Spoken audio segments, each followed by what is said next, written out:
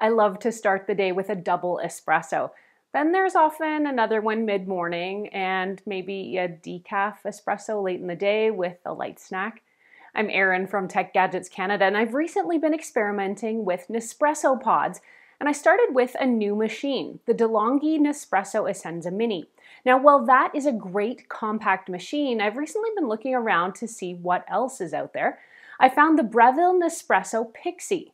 I'll tell you all about my experience with this machine, what it can do, how it works, and the pros and cons after having it in my home for a week. An early heads up, if you end up liking this video and finding it helpful, to please mash that like button and do subscribe, because it does help me keep making more videos that I hope everyone out there gets to watch, enjoy, and learn from. I chose the Breville Nespresso Pixie because it's small and unobtrusive, measuring just 4.5 inches wide by about 12 inches long, and because it offers 2 sizes of coffee. Now, I don't add milk to my espresso, so all I wanted was something for straight up espresso.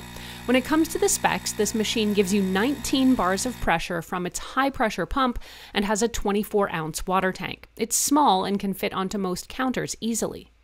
Now, you might be wondering, what are the advantages of a Nespresso machine? Initially, I wasn't that into Nespresso, but a couple of things changed my mind. After staying with friends that both have Nespresso machines, I found out I like the coffee, and it is a very quick and easy way to get espresso.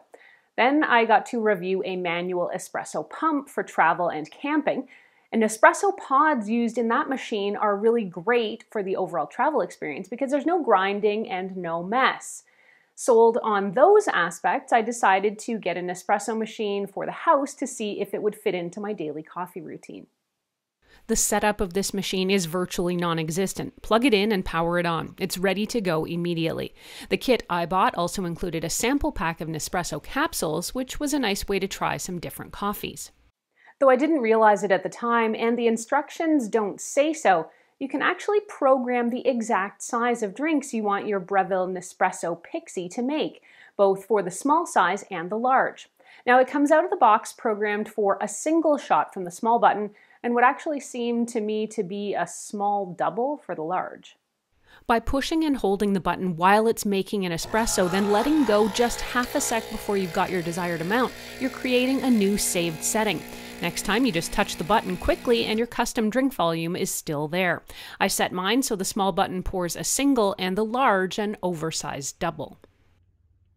We could get into a whole thing here about the environmental impact of pods. For the most part, neither aluminum Nespresso pods nor the plastic Keurig K-cups are recyclable in a lot of cities' recycling programs. They're just too small. But I will say this about Nespresso. They encourage you to recycle the aluminum pods by including a prepaid return bag with your order. When it comes to the coffees and their taste, there's lots to enjoy. I find the coffees packaged in their little cups to be fresh with a stunning number of different roasts, tastes, flavors, and options. You're bound to be able to find something you like. Bottom line here, I consider myself a bit of a coffee snob, and I think the coffee is really good. Let's talk about what it costs to brew your morning espresso. Nespresso pods can be had for anywhere from about 70 cents per pod to $1 or more per pod. Now, compared to the cost of a coffee shop espresso, that's a bargain. Depending, though, on what kind of espresso beans you might be buying now, that may or may not be cost effective for you. I have also, by the way, seen reusable Nespresso capsules, so you can use your own coffee too if you prefer. And then there's also no waste or recycling to worry about. Either way, I'm perfectly happy paying about $1 for my morning espresso. Let's do a quick run through here. Brewing a coffee is as simple as turning the machine on and waiting for it to heat up, which takes about 25 seconds. It's about 5 seconds faster than my DeLonghi model. I'm impressed with how fast this is.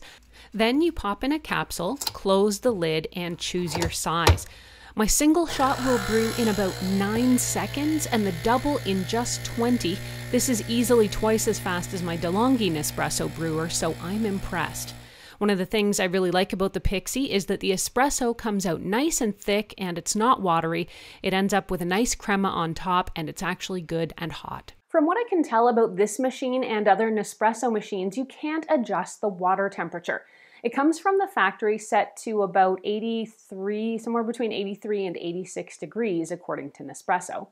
Nespresso says it's supposed to be at a hot but drinkable temperature, so you can have the espresso right away. And Nespresso recommends that if it's not hot enough for you, you can preheat your cup.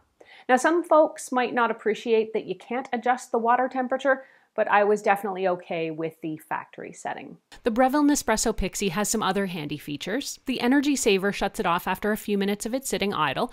The water tank in this one is big, holding 24 ounces or more than enough water for 12 doubles. You can use the cup riser or remove it to brew a bigger cup, and there's a small pod bin that holds about a dozen discarded pods. All the pieces are washable. The DeLonghi Nespresso machine that I currently have is a pretty quiet brewer, but this Breville Nespresso Pixie does make a buzzing noise.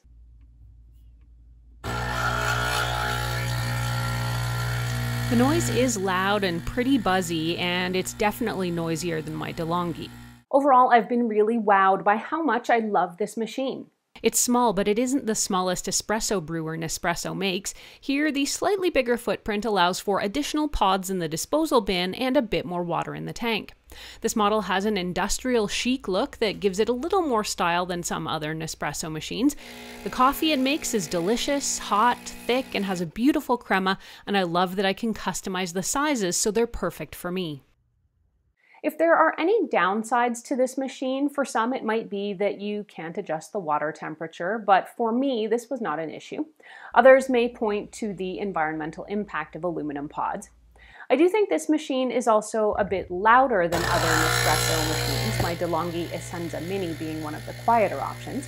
And for me, that much faster brew time on this machine does seem to offset the other cons. Overall, though, I really like this machine. It's been an awesome addition to my coffee routine, and I can definitely recommend it for you. The Breville Nespresso Pixie sells for about 199 Canadian dollars, though I have seen it on Amazon for a little less.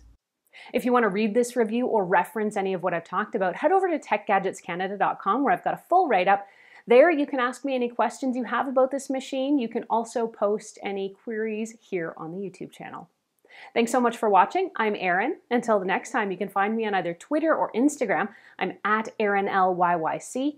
You can also always reach me through Facebook at facebook.com/techgadgetscanada.